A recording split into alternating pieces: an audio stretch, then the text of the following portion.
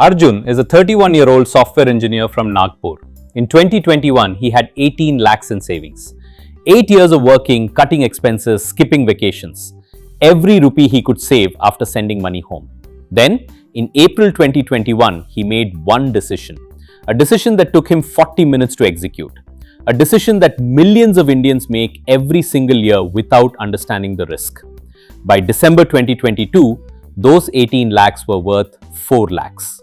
Not because of a scam, not because someone cheated him, because of something far more ordinary and far more dangerous. I want to be clear about something. Arjun is not a careless person. He is not financially illiterate. He reads the news, he follows the market. He thought he was being smart. He thought he was being proactive. That is exactly what makes this story so important. Because if it can happen to him, it can happen to anyone sitting in this chair right now. By the end of this video, you will know exactly what decision he made, why it felt completely rational at the time, and the one thing he should have done instead. Before the stories, the numbers, because the numbers explain everything. 78%. Let that number sit with you for a moment. 78% of Indians will retire below the poverty line. This is not a developing country statistic from 50 years ago. This is today. This is 2025.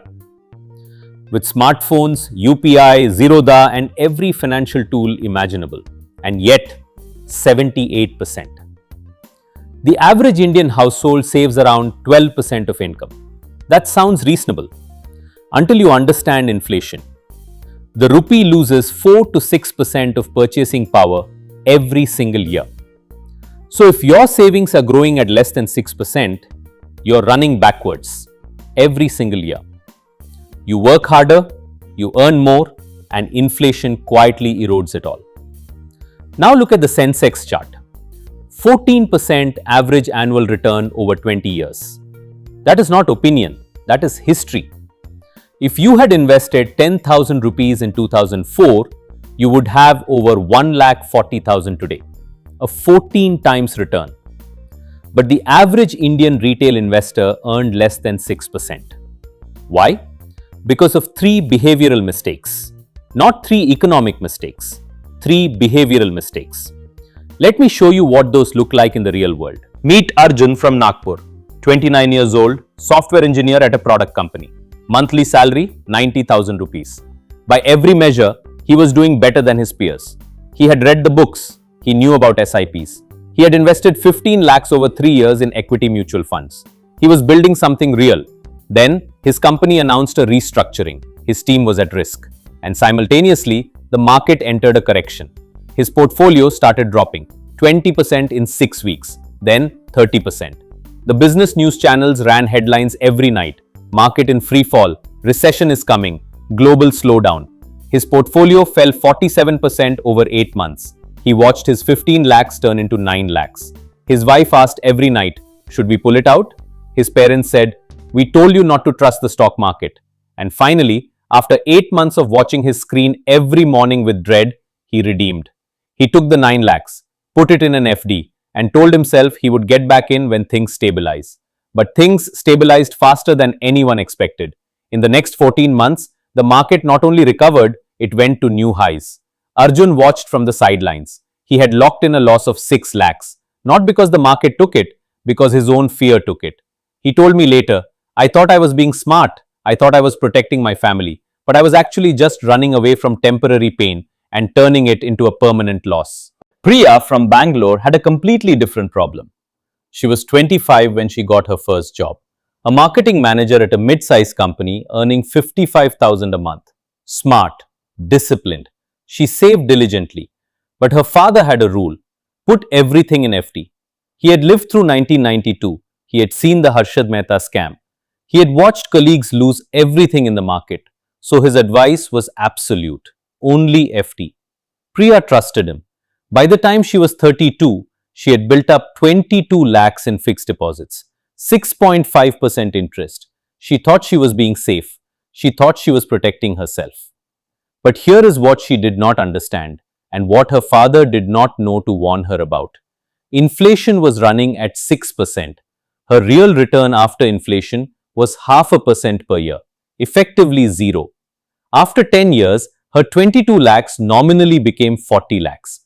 Numbers on paper went up, but in actual purchasing power, what she could actually buy with that money, she had only 25 lakhs worth of goods she could afford.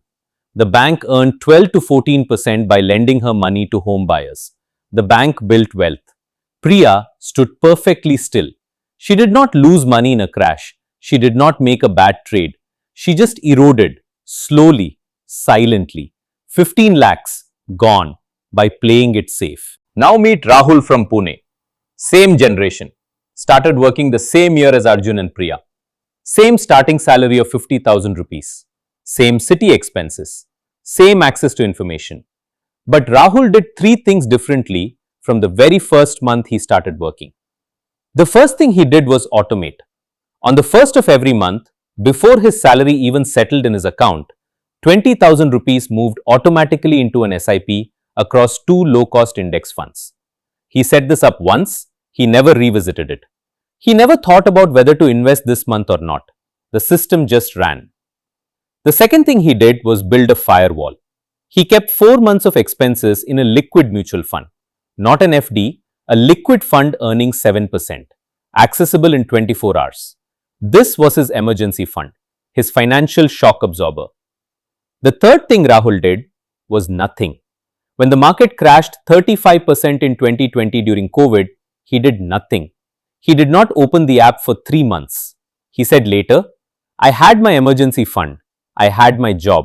That money was for 15 years from now. Why would I look at it every day? His SIP kept running.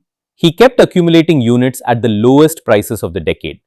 When the market recovered, Rahul owned more units than he would have if the crash never happened.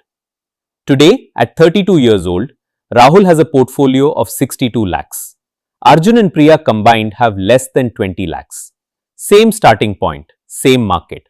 The only difference was 3 habits and the discipline to stick with them when everything felt uncertain. 3 lessons from 3 real lives. These are not theories from a textbook. These are conclusions drawn from actual outcomes. Lesson 1. Automate before you think. The reason most people do not invest is that they wait to see what is left at the end of the month. There is never anything left. Lifestyle fills every rupee you give it. The solution is to remove the decision entirely. Set your SIP on payday, the day salary hits, not after you pay rent, not after you buy groceries, before everything. Automate it. Make the decision once and let the system execute it for the next 30 years without you. That is the entire lesson. Lesson 2. Inflation is the silent thief. This is the mistake that catches educated, disciplined people. A fixed deposit feels safe. 6.5% sounds like growth. But 6% inflation means your real return is 0.5%.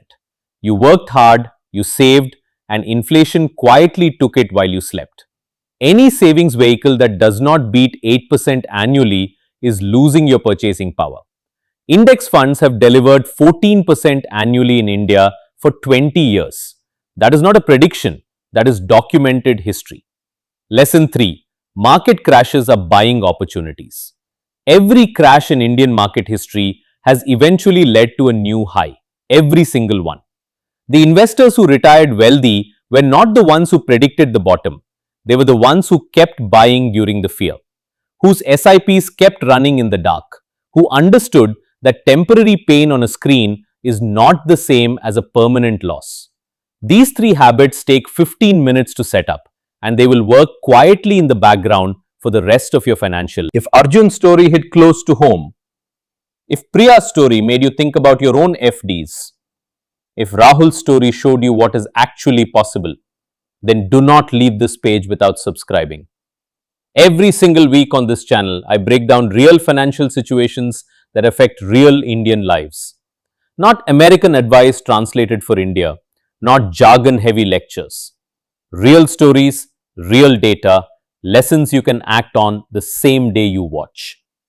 This channel exists because the financial advice most Indians receive is either wrong, outdated, or designed to benefit someone else.